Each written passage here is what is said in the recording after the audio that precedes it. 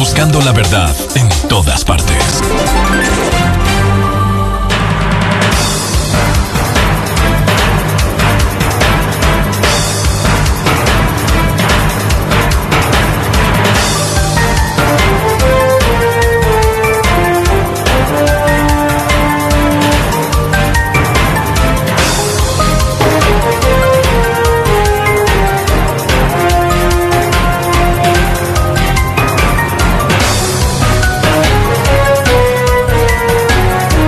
Siete, 18 minutos en el territorio continental ecuatoriano, buscando la verdad y abogando por la unidad nacional en pro de la paz y la seguridad en el Ecuador.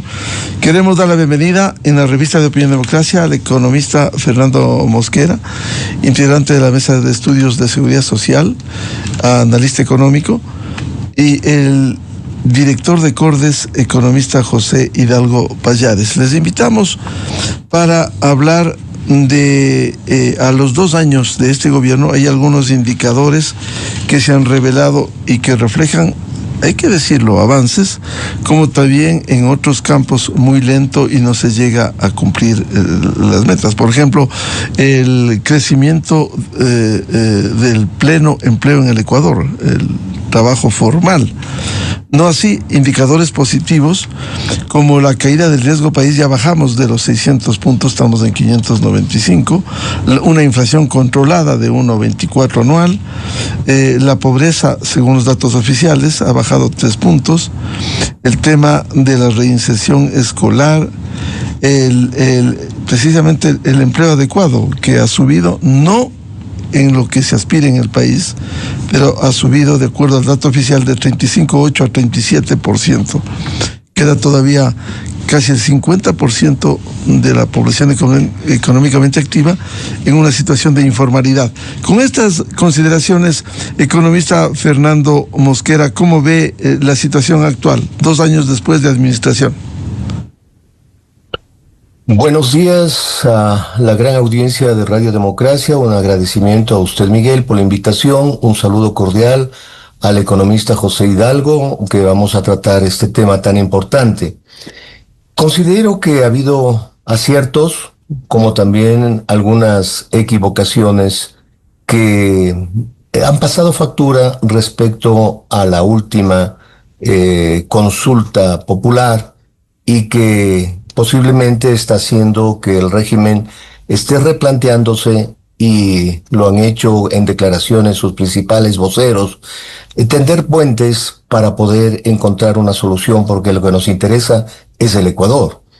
Y creo yo que sobre esta base, haciendo una analogía docente, me van a disculpar los oyentes y el colega al respecto, para que un país pueda progresar, para que un país pueda despegar económicamente, tiene que hacer como sucede en aviación. El momento que un avión va a decolar, un momento que el avión va a partir, necesita ir recto, no necesita ir a la derecha o a la izquierda porque pierde altitud. Tiene que ir recto y prender al máximo su potencia sus 2 motores. La economía tiene 2 motores. El uno, que es el sector privado, la inversión privada, y la otra, que es la inversión pública. En el caso del Ecuador, sobre la inversión pública, tenemos problemas por la enorme vicisitud de cómo recibió el presidente Noboa la economía. No había para pagar en ese año ni siquiera los sueldos de noviembre y diciembre y el 13º sueldo en ese año. Vinieron medidas de ajuste, el 15%, etcétera, de incremento del IVA y otras de impopularidad política. En ese sentido, creo yo que esa herencia de un déficit fiscal de más de 5.000 millones en varios años está pasando una situación de patear para adelante el problema. En este año 2026 el asunto se agrava por los vencimientos de deuda externa y de deuda interna, y se necesita un financiamiento que, incluido el déficit fiscal, bordearía los 20.000 millones de dólares. Si tenemos un presupuesto en ingresos de un poquito más de 40.000 millones y egresos de 46.000 millones de dólares, ese déficit fiscal realmente es complicado. Y la variable de ajuste es la inversión pública. Por lo tanto, tenemos escasísima inversión pública y eso no genera empleo y por lo tanto problemas terribles. Por el otro lado, el otro motor es la inversión privada y en esta inversión privada juega papel fundamental la inversión extranjera. Pero tenemos complicaciones enormes como cuando el inversionista internacional ve al Ecuador y ve que tiene problemas en seguridad, tiene problemas en infraestructura, tiene problemas en un compendio de leyes laborales que están desactualizadas y atrasadas. Y por lo tanto prefiere irse a otros países. Veamos el caso de dos vecinos, Colombia y Perú. Nos incrementan la diferencia frente a la inversión extranjera directa en el país y por lo tanto no genera empleo. El mismo inversionista nacional procura ser muy prudente en aumentar su inversión en el Ecuador. Por lo tanto, la variable de ajuste acá es la falta de empleo adecuado y por lo tanto una tragedia para varias generaciones de jóvenes que no tienen la posibilidad de luego de hacer su esfuerzo universitario, graduarse, con mucha posibilidad de tener un buen futuro, no tienen dónde ubicarse. Esa es la tragedia que está viviendo el Ecuador en cuanto a la generación de empleo y a la conducción económica, que no es otra cosa que la herencia de irresponsabilidades de varios gobernantes que lo que han hecho del Ecuador un país que tiene problemas económicos muy graves. Economista José Hidalgo Payares, director de Cordes, muy buen día. A ver su opinión inicial respecto de estos 2 años y los indicadores positivos que ha habido. Por cierto, hay, como señalaba el economista Fernando Mosquera, hay que avanzar mucho más rápido y de forma contundente. Por ejemplo, cómo acometer para la generación de empleo en el Ecuador y un crecimiento económico sostenido en el país. Buen día. Buenos días, Miguel. Muchísimas gracias por la invitación. Un saludo al economista Mosquera y obviamente a las personas que nos escuchan. Sí, Miguel, usted hizo una introducción antes de darnos la palabra sobre cómo está la economía en estos 2 años. Y si me permite, yo quisiera entonces dividir la respuesta en algunos sectores, porque creo que hay, digamos, claros y oscuros en cuanto a la gestión económica del presidente Noboa en estos 2 años de administración. Yo creo que lo más destacable de lo que ha hecho el presidente Noboa en materia económica tiene que ver con lo fiscal. Esto no implica que el Ecuador no siga siendo un país con un desequilibrio fiscal muy marcado, pero el presidente Noboa ha tomado medidas estructurales de corrección, como son el incremento del IVA, que ya mencionó el economista Mosquera, del 12 al 15%, la reducción del subsidio a las gasolinas, la eliminación del subsidio al diésel, que, insisto, son medidas estructurales porque no son simplemente una corrección temporal, sino que permiten que los ingresos del fisco sean mayores de manera permanente. Entonces, esa es para mí la mejor medida que ha tomado el gobierno en materia económica. Tiene que ver con lo fiscal y tiene que ver también con un punto que usted mencionó, Miguel, en la introducción, y es que el riesgo país del Ecuador, afortunadamente, está en la actualidad, al cierre de ayer, en 595 puntos. Es un nivel que obviamente para estándares ecuatorianos es muy bueno. Hay que mencionar, sin embargo, que todavía estamos bastante por encima de los indicadores de Colombia y Perú, por poner 2 casos. Perú tiene un riesgo país de en torno a 150, 200 puntos y Colombia uno entre 250 y 300. Y eso obviamente permite que esos países puedan acceder a financiamiento en condiciones favorables de los mercados internacionales. El Ecuador todavía debe mantener una tendencia decreciente en el riesgo país durante algún tiempo para que se ubique, diría yo, por debajo de 500 puntos y así tener acceso a financiamiento a tasas de interés que no sean demasiado onerosas. Entonces, en materia fiscal, los desafíos todavía son muy importantes. Nosotros creemos que el déficit al cierre de este año no va a estar por debajo de 5.000 millones y el propio gobierno reconoce en la proforma presupuestaria para 2026 que el déficit del próximo año también rondaría los 5.400 millones, lo que nos lleva a lo que dijo el economista Mosquera, a unas necesidades de financiamiento que para cubrir el déficit, las amortizaciones de deuda interna y deuda externa, los atrasos de años anteriores y demás, sumaría alrededor de 20.000 millones. Eso desde el punto de vista fiscal. Desde el punto de vista del sector real y particularmente del empleo, lamentablemente las cifras todavía no nos permiten hablar de una mejora. El INEC publica mensualmente los indicadores del mercado laboral. El que corresponde a octubre debería publicarse esta mañana, entonces todavía no tenemos información. Y es verdad que en septiembre el empleo adecuado llegó al 37%, que es casi un punto mayor que en septiembre del año pasado, pero el INEC menciona en este informe que se trata de una variación no significativa desde el punto de vista estadístico. Esto significa que esa variación se mantiene dentro del margen de error de la encuesta y por lo tanto no hay como hablar de una mejora, porque hay que recordar, por ejemplo, Miguel, que en julio el empleo adecuado había alcanzado, si no me equivoco, el 38% y el gobierno salió a destacar esa supuesta mejora que tampoco había sido estadísticamente significativa, y en agosto tuvimos realmente una baja. Entonces habría que esperar a ver un crecimiento que el INEC lo defina como tal, y obviamente esperar que esa tendencia se mantenga para poder hablar de una recuperación no solo en el empleo, sino que algo parecido ocurre también con la pobreza. El 24% que tenemos de pobreza para el mes de junio, que es la última información disponible, porque en este caso se trata de una medición semestral, fue frente a junio del año pasado una caída que tampoco fue estadísticamente significativa. Entonces, en materia de empleo y de pobreza, yo diría seguimos igual, al menos que el año anterior, y la buena noticia en el sector real obviamente viene por el lado del crecimiento de la economía en 2024, que según el Banco Central estaría en 3,8%, es decir, casi 4%, que obviamente es una tasa mayor a la que hemos visto en años anteriores.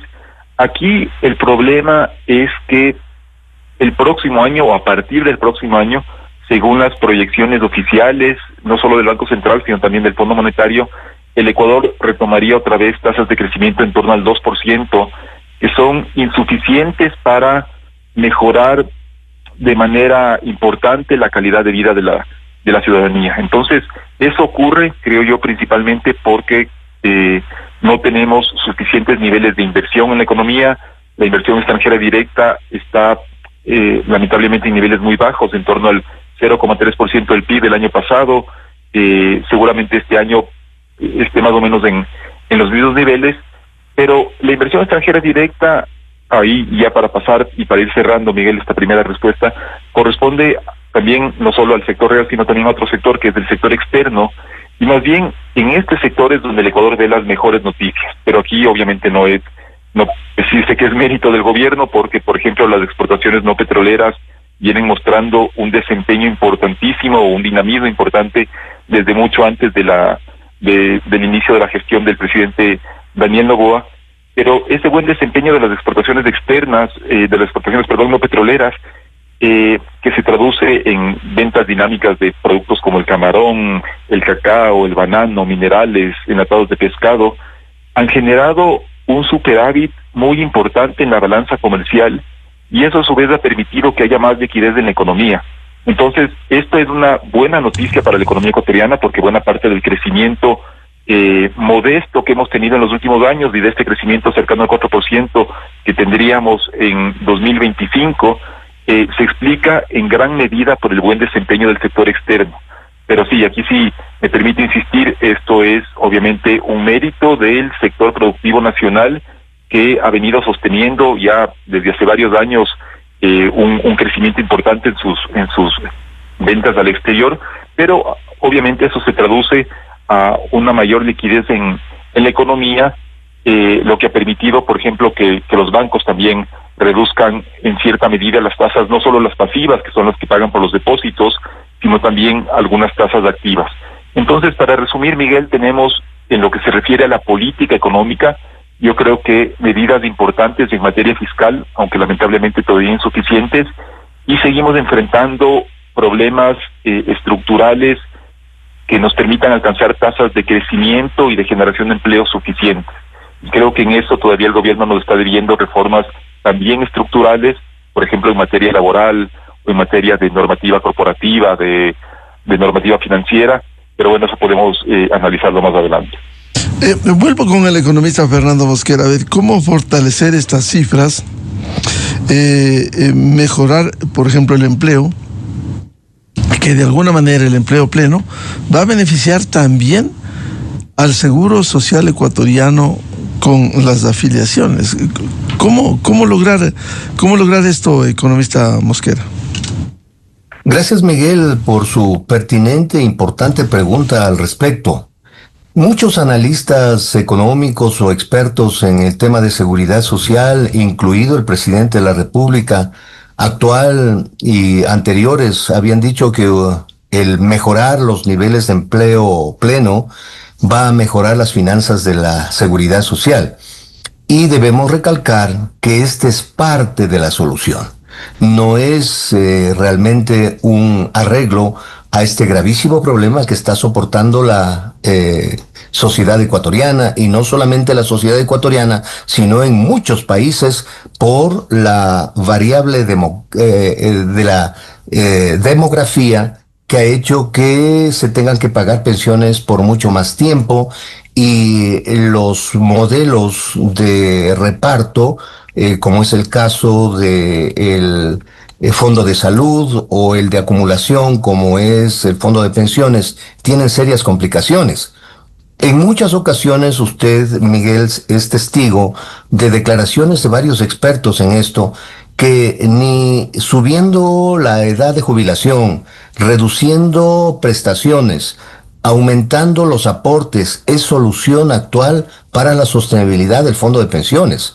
Entonces, el incremento del empleo, van a existir mayores aportes, pero como dicen nuestros mayores, es pan para hoy y hambre para mañana, porque hoy son más aportes de estos nuevos afiliados a la seguridad social, pero dentro de 25, 30 años hay que pagarles las pensiones y hay que también darles prestaciones de medicina, etcétera. Entonces, el incrementar el número de afiliados es parte de la solución, pero no es la solución global al problema de la seguridad social.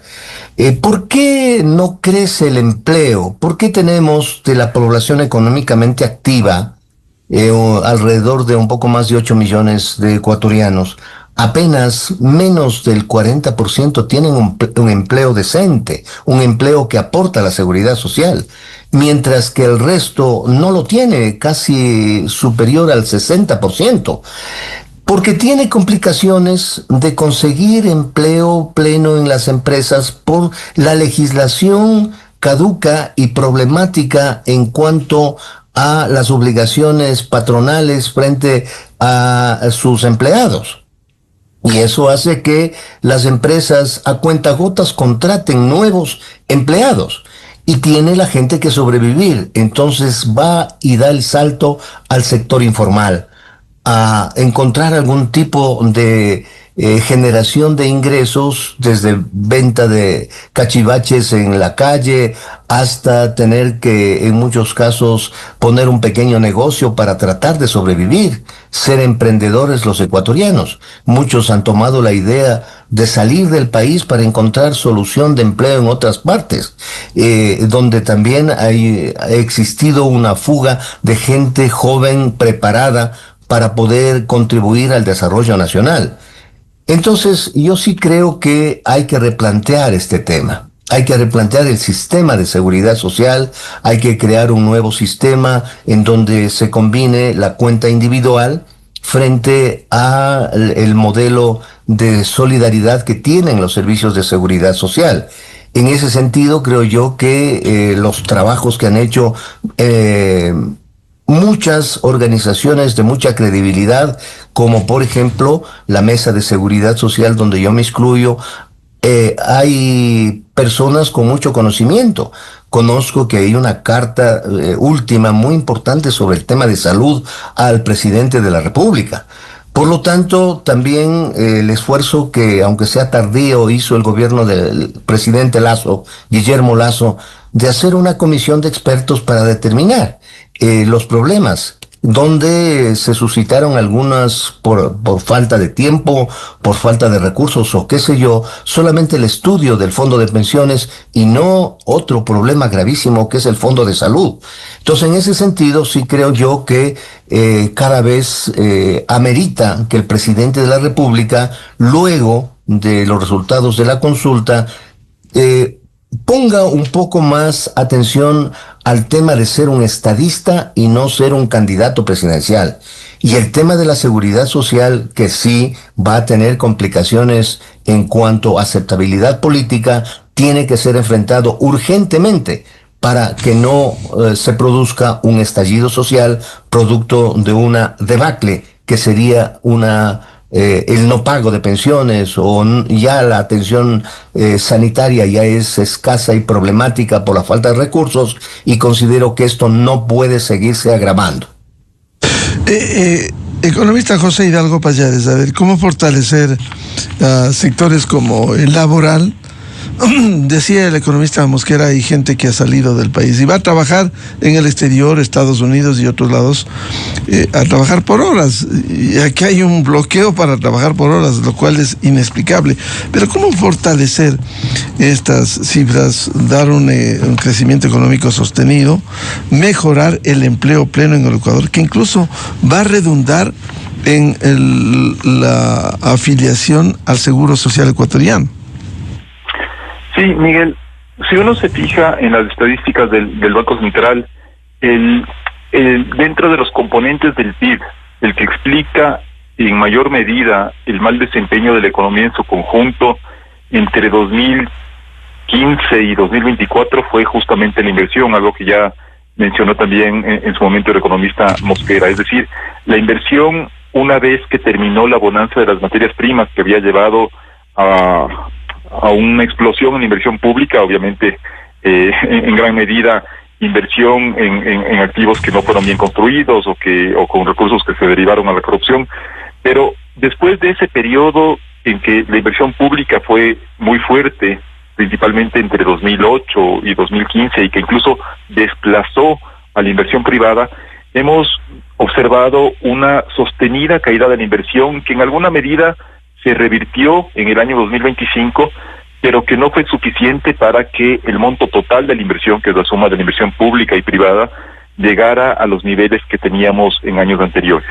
Entonces, cuando la economía en su conjunto invierte menos, el resultado es que se generan menos empleos en el sector formal, porque lo que nos falta en el Ecuador no es empleo total, porque obviamente eso está conformado por empleo formal e informal, sino puntualmente el empleo formal. La tasa de informalidad en septiembre, que insisto es la última cifra disponible porque se va a publicar la de octubre, estaba, si no me equivoco, en 53% de los trabajadores. Entonces estamos hablando ya de un nivel de informalidad que afecta a la mayor parte de los trabajadores. Entonces, en ese contexto, las medidas que tiene que tomar el gobierno son aquellas que fomenten la generación de inversión en el país. Aquí hablamos obviamente de medidas, por ejemplo, para reformar o para actualizar la normativa laboral. Usted bien menciona el tema del trabajo por horas, que lamentablemente es una prohibición constitucional, que es absurda, que en su momento el presidente Noboa, también hay que reconocerlo, intentó echarla abajo en una consulta popular y la mayoría de los votantes dijeron que no. Pero también hay otros temas de la normativa laboral, los costos de despido, la jubilación patronal, que hacen o que desalientan la contratación en el sector formal. A eso se suma también un factor que yo creo que es un factor además coyuntural en este momento, que es el salario básico en el Ecuador, que es de los más altos de la región, aunque el PIB per cápita del Ecuador está muy lejos de ser de los más altos de la región, y se ha venido hablando de un incremento que, bueno, los sindicatos piden, ayer estaba leyendo, un aumento de más de $90 del salario básico unificado, y el gobierno, si no me equivoco, había planteado un incremento en torno o incluso levemente por encima del 3%. A ver, y con esto yo no quiero sugerir ni mucho menos que las personas que ganan el salario básico están en una situación holgada. No quiero sugerir eso. Pero el problema, cuando los incrementos salariales siguen o están más definidos por cuestiones políticas que por cuestiones técnicas, es que un eventual incremento termina beneficiando a una minoría de los trabajadores, que son los que están en el sector formal y que además ganan el salario básico, y lo que provoca paralelamente es que las personas que quieren encontrar un trabajo en el sector formal, a ellas les resulte cada vez más difícil hacerlo, porque las empresas, sobre todo las pequeñas y micro, que tienen menos músculo financiero, tengan menos incentivos para emplear formalmente a una persona. Entonces,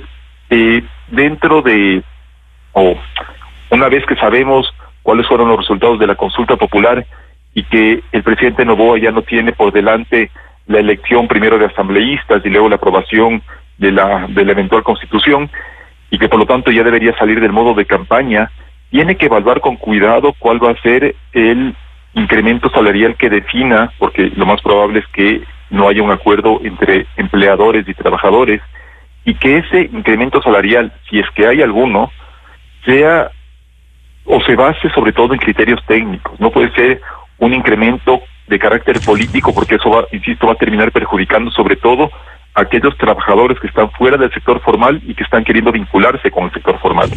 Y por otro lado, también el gobierno obviamente tiene que enviar señales de seguridad jurídica. Esto significa respetar la división de poderes. Eso significa, por ejemplo, también respetar la libertad de expresión. Y yo creo que avanzar, o al menos formular una serie de propuestas de reforma, y es lo que veníamos conversando antes, no solo en materia laboral, sino también en materia, por ejemplo, corporativa. Acá en el Ecuador, bueno, un experto en esta materia, que es Augusto Latorre, ha mencionado algunas veces cómo en el Ecuador existen muchas de lo que él denomina empresas zombies, porque en el país, lamentablemente, la normativa para declarar la quiebra de una empresa es bastante enredada. Es muy difícil terminar pagando a los acreedores, porque hay un orden de prevalencia que favorece sobre todo al sector público sin opción de negociación. Muchas veces se presume que las quiebras son fraudulentas.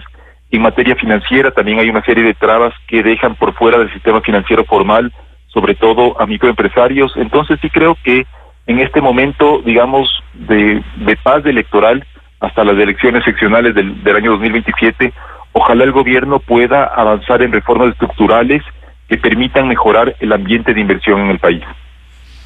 En ese sentido, economista Hidalgo, ¿cómo dar sostenibilidad al manejo económico para ir manteniendo cifras de un crecimiento alrededor del 4%?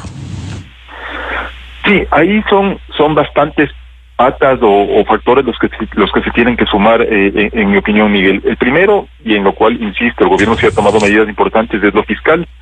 Uno pensaría que lo fiscal no tiene mucho que ver con el crecimiento, pero es un factor determinante, porque un país con una situación fiscal demasiado desequilibrada, como ha sido el Ecuador en los últimos años, por un lado tiene un riesgo país muy alto, que no solo limita las opciones de financiamiento para el fisco, sino que también limita los sectores capaces de atraer inversión extranjera, y es uno de los motivos por los cuales la inversión extranjera en el país es tan baja. Entonces, además, como para abundar un poco en la explicación de por qué lo fiscal impacta tanto en el crecimiento, en el Ecuador también hemos visto muchas veces que sucesivos gobiernos, no solo el del presidente Noboa, sino también del presidente Lazo, del presidente Moreno y antes, han incluido o han creado impuestos temporales que ayuden casi de emergencia a la situación fiscal, pero obviamente la creación recurrente de impuestos temporales es otro motivo que desalienta la inversión y por lo tanto el crecimiento económico.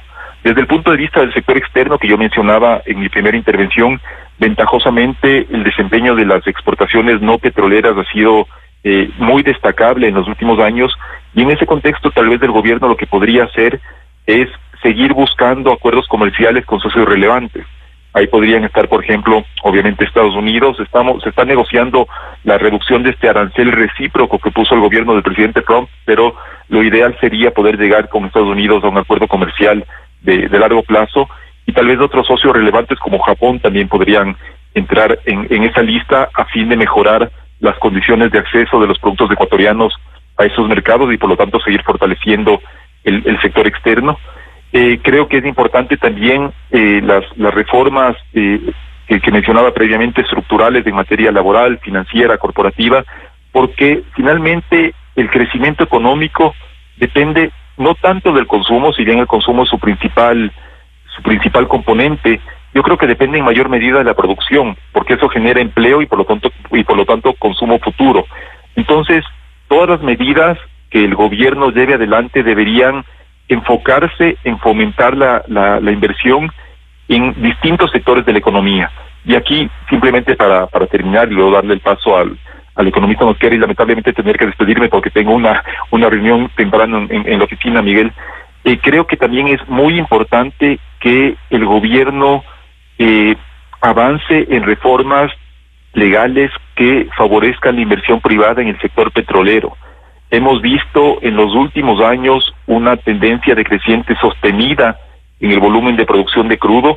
Actualmente estamos con una producción en torno a 470,000 barriles diarios, cuando en 2019 la producción superaba con cierta holgura los 500,000 barriles diarios, y esto obviamente afecta a los ingresos fiscales, afecta también a la generación de divisas para la economía, y es un recurso que entonces no se está aprovechando de manera adecuada. Entonces sí creo que el gobierno debería también pensar, por ejemplo, en retomar los contratos de participación, porque ahorita básicamente todos los contratos son de prestación de servicios, y creo que los contratos de participación fomentan en mayor medida la inversión privada en exploración, y eso permitiría también incrementar la producción nacional de crudo. Entonces son algunos factores que se tienen que tomar, no uno detrás de otro, sino ir avanzando más o menos de manera paralela en todos estos desafíos, a fin de que la inversión, tanto privada, local como extranjera, sea mayor en el Ecuador, y eso nos permita sostener una tasa de crecimiento que probablemente se consiga en 2025, pero que, insisto, según las proyecciones del propio Banco Central o del Fondo Monetario, ya no se va a mantener en 2026. Entonces, son algunas tareas que el gobierno todavía tiene pendientes para alcanzar un crecimiento económico que va mucho más allá de la cifra que manejamos los economistas, sino que se traduce en generación de empleo y en mejor calidad de vida para los ciudadanos. Muchas gracias al economista José Hidalgo Pallares, director de Cordes. Vuelvo con el economista Fernando Mosquera. A ver, ¿cómo afrontar estos desafíos que decía el economista Hidalgo, y que usted también lo señaló, de un crecimiento económico sostenido, permanente, y también el lograr reformas legales, decía, reformas legales en los diferentes campos, no solo en el tema petrolero, sino también en el tema laboral, porque el problema fundamental tiene que ver con la generación de fuentes de empleo en el Ecuador, empleo pleno. Y quiero comenzar en este análisis de su interrogante, estimado Miguel, uniéndome a la felicitación de haberle designado como secretario jurídico de la presidencia al ex miembro de la Corte Constitucional, el doctor Herrería, porque creo que es un profesional de altos quilates, que lo ha demostrado en su vida y su conocimiento. Muchos de los errores que se suscitaron en esas leyes de emergencia económica, que fueron cuestionadas desde la forma porque no había unidad de materia, y especialmente algunas cosas que iban en contra de los principios constitucionales, y la Corte no le quedó otra alternativa de declarar la inconstitucionalidad. Esto generó la conflictividad entre el presidente y la Corte. Y por lo tanto llegamos a la consulta un poco obligados por este tema generado políticamente en el país. Es por eso que la cuarta pregunta sobre de que exista o no o se elabore una nueva constitución, creo que nos dejó un poco tranquilos, y yo rescato las palabras del economista Hidalgo Pallares, en el sentido de que estamos en esta tregua política y el presidente tiene la ventaja de tener una mayoría en la Asamblea. Entonces, yo creo que él tiene como el principal argumento de decir, fue una oferta mía de campaña el hacer una nueva constitución. Pero el momento que le pregunté al pueblo ecuatoriano si quería o no, el pueblo me dijo que no. Entonces le deja las manos libres como para hacer planteamientos de estas reformas importantes en el campo laboral, en el campo de la seguridad social y otros que voy a enunciar inmediatamente, como el tema minero, el tema turístico, para generar empleo. Y tiene que hacerlo mediante la asamblea, generando también la posibilidad de tener apoyo, incluso de la oposición, por temas de interés nacional. En ese sentido, creo yo que tiene que enrumpar el manejo económico y político el presidente Noboa para generar un bienestar en la sociedad. Yo quiero ratificar, y lo que acabo de decir, que si nosotros hemos visto, por ejemplo, la acción adecuada por parte de las Fuerzas Armadas de desbaratar estas mafias que están ligadas a la minería ilegal y que están haciendo pingües negocios exportando millones de dólares de este material aurífero o de otros como la plata, el cobre, ¿por qué no se diseña un sistema para hacer una minería legal? Para que no tenga la afectación al ambiente y se lo haga con inversiones que contribuyan con impuestos al desarrollo nacional. Creo yo que este es el futuro del país. Nos decía el economista Hidalgo Payares hace un momento, el deterioro del sector petrolero, que hemos vivido más de los 50 últimos años. El futuro del Ecuador es la minería. Hay que pensar que cuando se enfrían los planetas para constituirse, como en el caso de la Tierra, todos los minerales se van al Ecuador, a la mitad del mundo, y por lo tanto el Ecuador está bendecido con esta cantidad de minerales que están en el suelo territorial. Entonces, haciéndole adecuadamente, generando empresas serias que protejan el ambiente, que lo hagan adecuadamente, es el futuro del país. Entonces hay que generar una legislación actual que proteja la naturaleza, pero también sea la posibilidad de que no podamos estar sentados sobre una riqueza que nos pertenece a todos los ecuatorianos. En segundo lugar, tenemos un país bellísimo, en costa, sierra, oriente y Galápagos. El tema turístico tiene que ser desarrollado y tiene que implementarse legislación en la asamblea adecuada para potenciar con crédito para que la gente venga del exterior, la misma gente ecuatoriana haga turismo nacional y pueda darse empleo. Solamente por dar dos ejemplos. Entonces yo sí creo que es conveniente este replanteo político del manejo económico del país para encontrar mejores estándares de vida para los ecuatorianos. En ese sentido, ¿cuáles debieran ser las prioridades, los cambios que debiera operarse? Lo que usted decía también, los cambios legales, que permita fomentar el empleo en el Ecuador. Primeramente, conseguir un entendimiento con los diferentes actores del sector laboral y del sector político que está atrás, para encontrar los consensos adecuados para modernizar la legislación laboral, para que el inversionista nacional o internacional se sienta incentivado en traer sus capitales al Ecuador y desarrollar empresas que generen empleo. Hay que cambiar en muchos de los aspectos la política extractiva el sector minero sin afectar las fuentes de agua y generar situaciones de trabajo que es el futuro de los ecuatorianos. Y también el hecho de hacer incentivos en la legislación turística para generar más empleo, que es una de las industrias sin chimenea que generan muchísimas divisas para los países. Y creo yo que este es el momento en que el presidente, como dijimos hace un momento, deje de ser candidato, se convierte en estadista y podría pasar a la historia del Ecuador, en ese sentido. Por tanto, los desafíos están planteados y la necesidad de rectificaciones que debe operar el Ejecutivo debiera realizar luego de los resultados de la consulta popular. Así es. creo yo que los resultados de la consulta popular son algunos errores que por falta de calidad en la comunicación el pueblo ecuatoriano no lo entendió. Por ejemplo, el pensar que la atención médica del Seguro Social vaya a ser atendida por el Ministerio de Salud Pública, a muchos ecuatorianos les cuestionó el tema. No fue explicado adecuadamente cómo se pretendía hacer.